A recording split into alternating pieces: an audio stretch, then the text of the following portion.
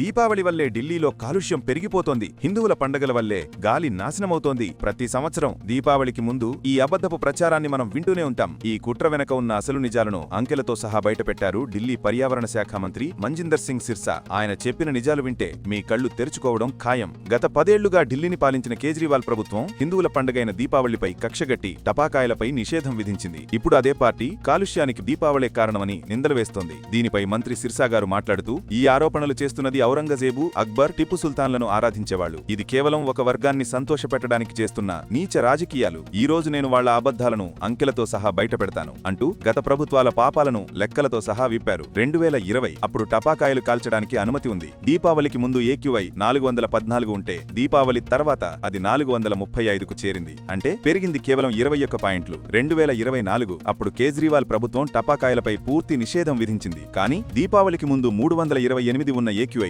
దీపావళి తర్వాత 360కి పెరిగింది. అంటే టపాకాయలు కాల్చకపోయినా కాలుష్యం 32 పాయింట్లు పెరిగింది. 2025 ఈ సంవత్సరం మా ప్రభుత్వం సుప్రీంకోర్టు ఆదేశాల మేరకు ప్రజలు తమ విశ్వాసాల ప్రకారం పండగ జరుపుకోవడానికి అనుమతించింది. మరి ఇప్పుడేమైందో తెలుసా? దీపావళికి ముందు 345 ఉన్న AQI పండగ తర్వాత కేవలం 356కి మాత్రమే పెరిగింది. అంటే కేవలం 11 పాయింట్లు మాత్రమే. చూశారా? లెక్కలు అబద్ధం చెప్పవు. టపాకాయలు కాల్చినప్పుడు పెరిగిన కాలుష్యం కాల్చనప్పుడు కూడా అంతకు మించి పెరిగింది. అంటే అసలు సమస్య టపాకాయలు కాదు, కేజ్రీవాల్ ప్రభుత్వం 10 ఏళ్ల వైఫల్యమే అని స్పష్టమవుతోంది. హిందువుల పండగపై నిందలు వేసి తమ అసమర్థతను కప్పిపుచ్చుకోవాలని చూశారు. ఈ నిజాలను బయటపెట్టినందుకు, ఢిల్లీ ప్రజలు తమ పండగను సంతోషంగా జరుపుకునేలా చేసినందుకు మేము గర్విస్తున్నాము. ఈ విషయంపై మీ అభిప్రాయం ఏంటి? అసలు హిందువుల పండగల్నే ఎందుకు టార్గెట్ చేస్తున్నారో కింద కామెంట్స్ లో చెప్పండి. వేకప్ ఇండియా, ఇకనైనా మేల్కోండి. కులం, వర్గం, ప్రాంతం అనే గీతలు చెరిపేసి హిందువులుగా మనమంతా ఏకం కావాలి. ఇలాంటి అన్యాయాల్ని ప్రశ్నించాలి. ఈ నిజాలను అందరికీ తెలియజేయడానికి ఈ వీడియోను షేర్ చేయండి. జై హింద్.